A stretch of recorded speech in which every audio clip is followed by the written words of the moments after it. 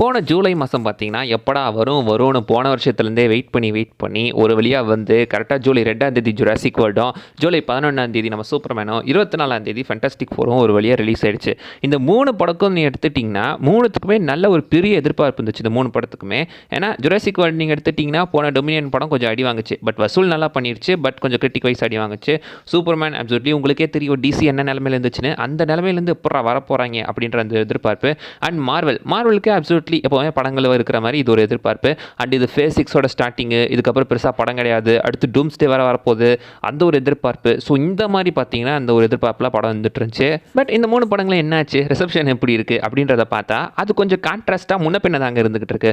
ஒவ்வொரு படமும் ஒவ்வொரு மாதிரி இருந்துகிட்டு இருக்கு. அப்சல்யூட்லி 3 படமே பார்த்தா என்னை பொறுத்த வரைக்கும் பார்த்தீங்கன்னா ஓகே நல்ல படங்கள் தான், ஓரளவுக்கு ஓகேஷான படம் தான். நான் கூட ஏதோ ஒன்று சொதப்பிடுமோ, ஏதோ ஒன்று ஊற்றிடுமோ, முன்ன பின்ன போயிருமோ அப்படின்றத கொஞ்சம் பயந்துகிட்டு இருந்தேன்.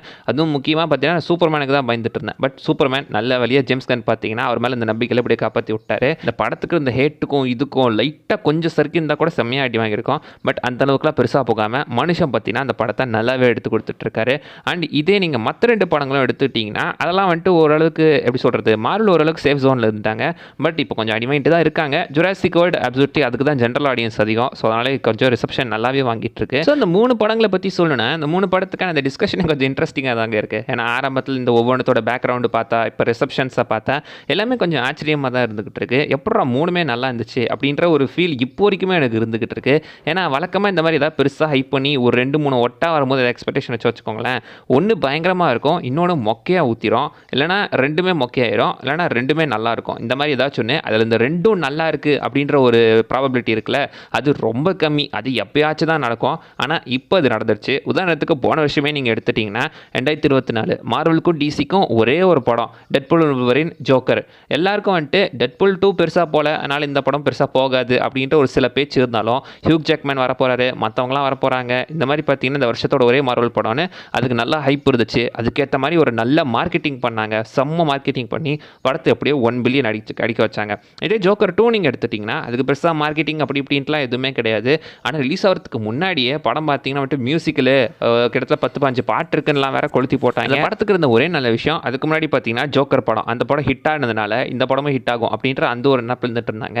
பட் படம் பார்த்தீங்கன்னா ரிலீஸ் ஆகி ரொம்ப மோசமாக ஊற்றிக்கிச்சு, பயங்கரமாக அடி வாங்குச்சு. அந்த மாதிரி ஒன்று நல்லா இருந்து ஒன்று மொக்கையாக இருக்கிறது தான் வழக்கமாக பார்த்துருப்போம். ஆனால் இந்த டைம் என்னவோ தெரில, எந்த மாய மந்திரமோ 3 நல்லா இருந்துச்சு. ஸோ இந்த 3 படத்தோட ரிசப்ஷன் அண்ட் ஒரு இது நீங்கள் எடுத்துட்டிங்கன்னா நீங்கள் சொல்லுங்க. இப்போ நான் இங்கேயே கேட்குறேன், வீடியோ முடியும் போதெல்லாம் வேணாம், இங்கேயே உங்ககிட்ட கேட்குறேன். இந்த 3 படத்தையும் நீங்கள் ரேங்க் பண்ணுறதா இருந்தால் எப்படி ரேங்க் பண்ணுவீங்க? ஃபர்ஸ்ட் பிளேஸில் என்ன படம், செகண்ட் பிளேஸில் எது, தேர்ட் பிளேஸில் எது, 3த்தையும் ரேங்க் பண்ணுங்கள் உங்களுக்கு பிடிச்ச மாதிரி.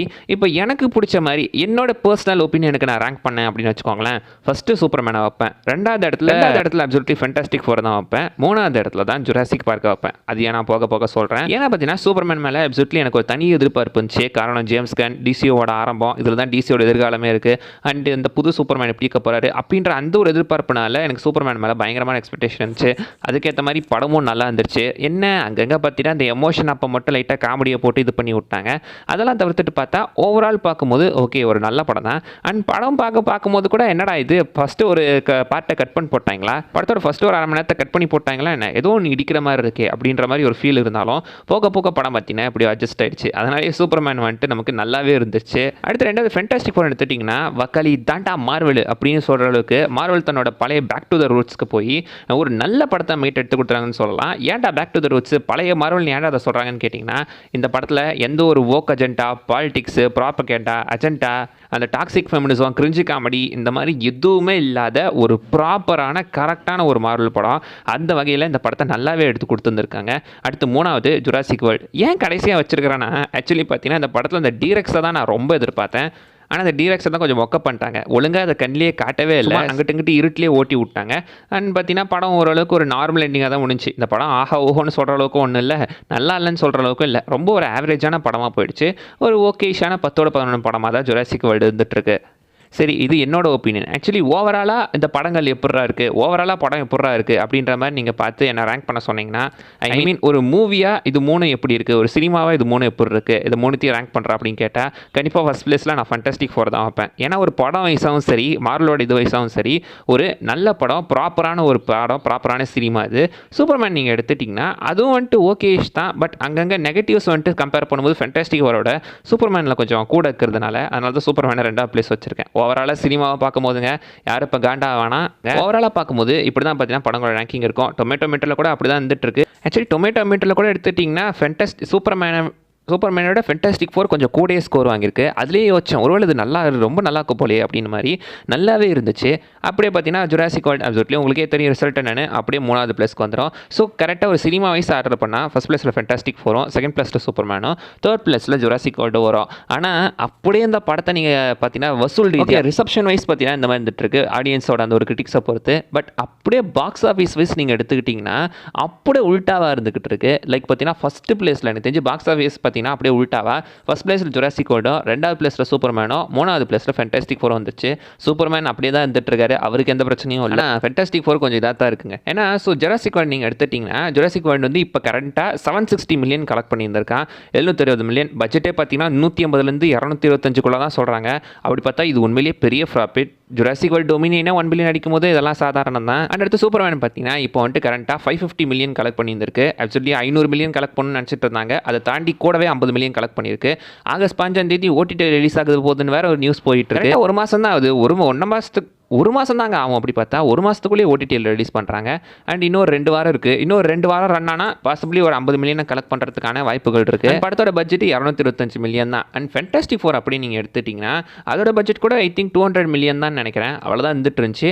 ஆனால் அப்படி நீங்கள் வசூல் எடுத்துட்டிங்கன்னா இப்போ வரைக்கும் கரண்ட்டாக 370 மில்லியன் கலெக்ட் பண்ணியிருந்திருக்கு. சூப்பர்மேனுக்கு இது டஃப் குடிக்கும்னு நினச்சா கரண்ட்டாக பார்த்தீங்கன்னா கொஞ்சம் அடி வாங்கிட்டு தான் இருக்குது. லைக் இப்போ பார்த்தீங்கன்னா கரண்ட்டாக அந்த படம் வெறும் 370 மில்லியன் தான் கலெக்ட் பண்ணியிருக்கு. இன்னும் கொஞ்ச நாள் போனால் ஒரு 400 மில்லியன் கலெக்ட் பண்ணுறதே பெரிய விஷயம் அப்படின்ற மாதிரி பேசிட்டு இருக்காங்க. நல்ல படம் தாங்க, உண்மையிலேயே ஒரு நல்ல படம் தான். தண்டர்போல்ட்ஸ் மாதிரி இதுவுமே நல்ல படம் தான். தண்டர்போல்ட்ஸுமே கூட நல்ல படம். பட் அதுவுமே பார்த்தீங்கன்னா வந்துட்டு வசூல் வைஸ் கொஞ்சம் அடி வாங்க தான் செஞ்சுது. அதுவுமே பாக்ஸ் ஆஃபீஸில் கொஞ்சம் ஊற்றிக்கிச்சு. மார்வல் இதுக்கு முன்னாடி வாங்க நான் அடி அப்படி அந்த அடினால இப்போ இந்த படம் வரைக்கும் அதுக்கு பாதிப்பு இருந்துகிட்டு இருக்கு. பட் ஃபென்டாஸ்டிக் ஃபோர் ஓவராலாக பார்க்கும்போது கொஞ்சம் அடி வாங்கிட்டு தான் இருக்குது. உண்மையிலேயே ப்ரீவியஸாக வந்த பல ஃபென்டாஸ்டிக் ஃபோர் கிட்டத்தட்ட 3 இட்ரேஷனா 3தோட கம்பேர் பண்ணும்போது இதுதான் பெஸ்ட்டுங்க. இதுதான் உண்மையிலேயே நல்ல படம். அண்ட் அதை விடமே எல்லாம் பெஸ்ட்டு தான் சொல்லிட்டு இருக்காங்க. பட் ஸ்டில் கொஞ்சம் அடி வாங்கிட்டு தான் இருக்குது. மார்வல் இதுக்கு முன்னாடி வாங்கின அடி அப்படி அந்த பேருனால இந்த படத்துக்கும் லைட்டாக கொஞ்சம் அடி வாங்கிட்டு இருக்கு. வெளில தாங்க சித்தா இந்த 3 படங்களோட நிலமை அண்ட் ரிசப்ஷன் உங்களுக்கு எப்படி இருக்குது? நீங்கள் இந்த படத்தை எப்படி ரேங்க் பண்ணுவீங்க? ஸோ இந்த படங்களை நீங்கள் ரேங்க் பண்ண சொன்னால் உங்களுக்கு ஃபஸ்ட் பிளேஸ் என்ன, செகண்ட் பிளேஸ் என்ன, 3rd பிளேஸ் என்ன, அதெல்லாம் மறக்காம கீழே கமெண்ட் பண்ணிட்டு போங்க பார்க்கலாம். அண்ட் அடுத்த வீடியோவில் பார்க்குற வரைக்கும் பை பாய்.